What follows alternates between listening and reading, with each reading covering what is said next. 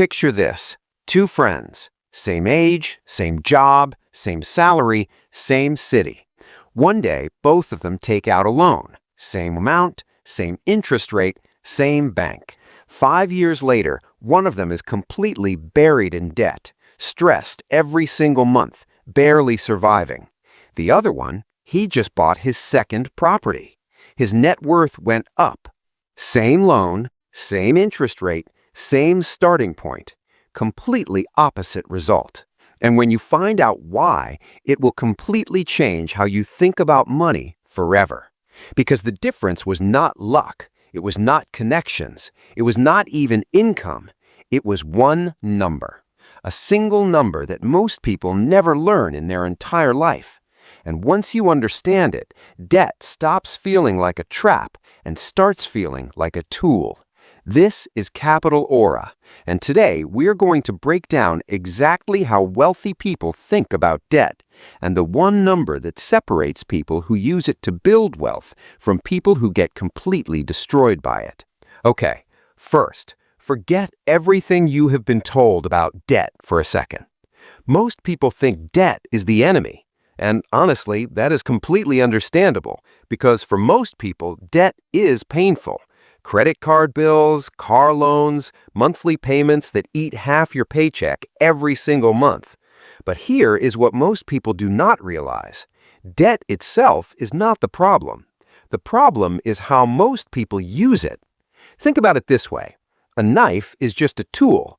In a chef's hands, it creates something beautiful. In the wrong hands, it causes damage. Same knife, completely different outcome. Debt is exactly the same.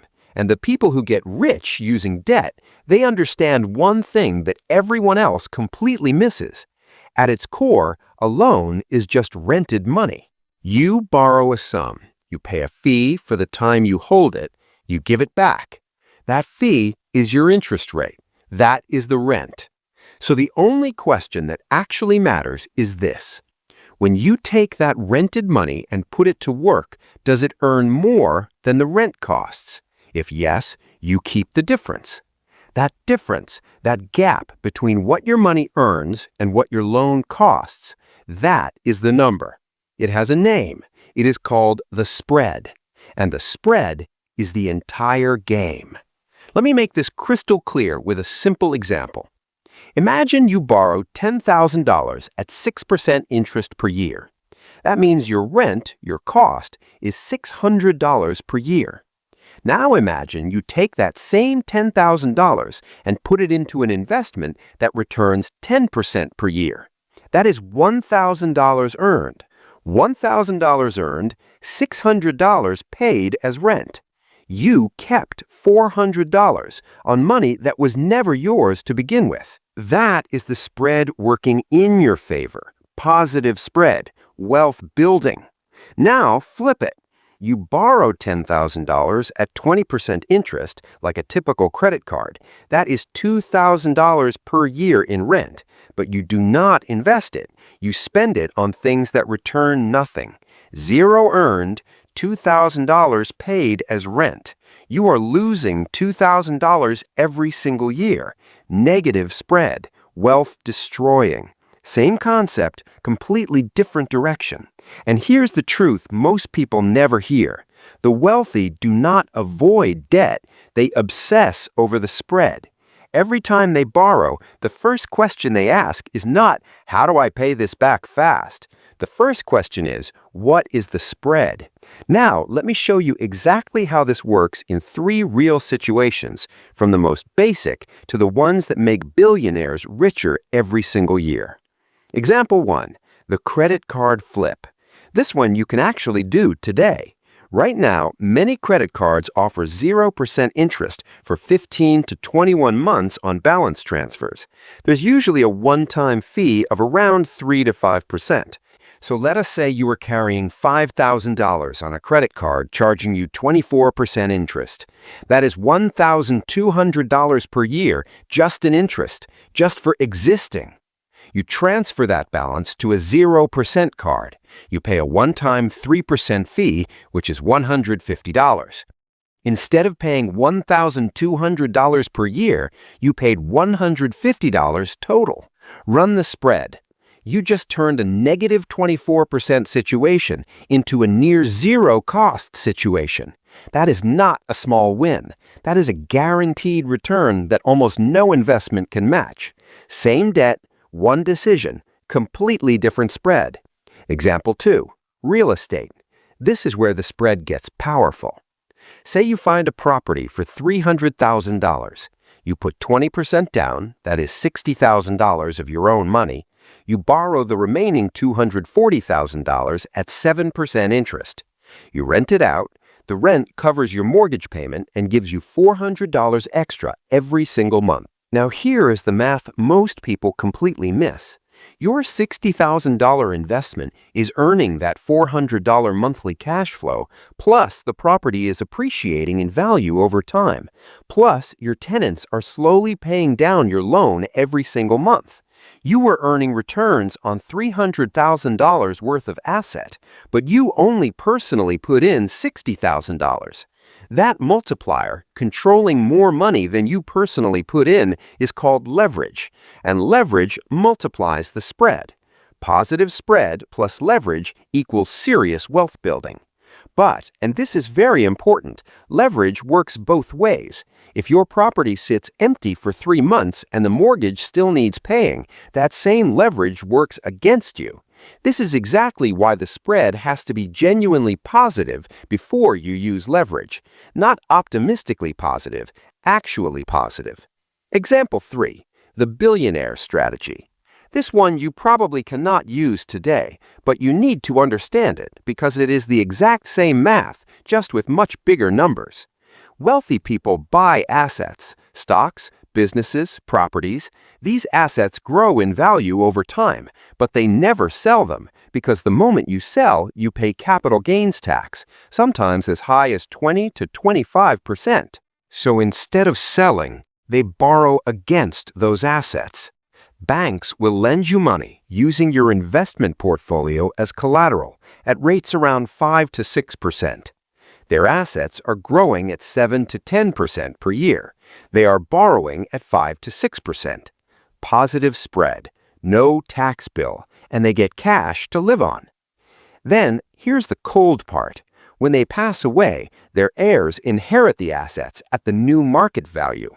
The lifetime of gains that were never taxed simply disappear. Completely legal, built right into the system. Buy, borrow, never pay tax, die, clean slate. Same arithmetic as the credit card flip, just a completely different scale. Now, I have to be honest with you, because this is not a hype channel. Leverage multiplies in both directions. If your spread is positive, leverage builds wealth fast. If your spread is negative, leverage destroys wealth just as fast.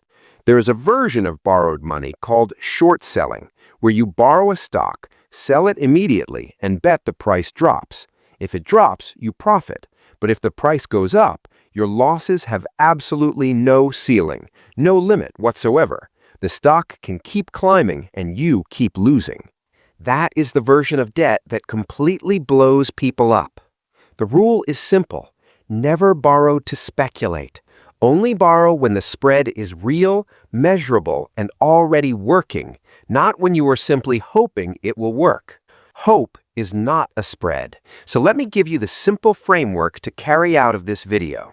Every single time you think about borrowing money, ask yourself 3 questions. Question 1. What does this money cost me? That is your interest rate, your rent. Know this number exactly. Question 2. What will this money earn? Not what you hope. What is the realistic, measurable return? Be completely honest here. Question 3. What is the spread? Earnings minus cost. If it is positive, the math is working for you. If it is 0 or negative, you are working for the math. 3 questions, 1 number. That is the entire framework. And here's one more thing about your cost, your interest rate. Most people simply accept whatever rate they're given. Wealthy people negotiate it down because every percentage point you reduce on the cost side goes straight into your spread. Your credit score is the single biggest lever on what your money costs. A strong credit score gets you cheaper money. Cheaper money means a wider spread. A wider spread means faster wealth building. The rich do not have access to some secret bank. They have access to cheaper money because they made themselves less risky to lend to.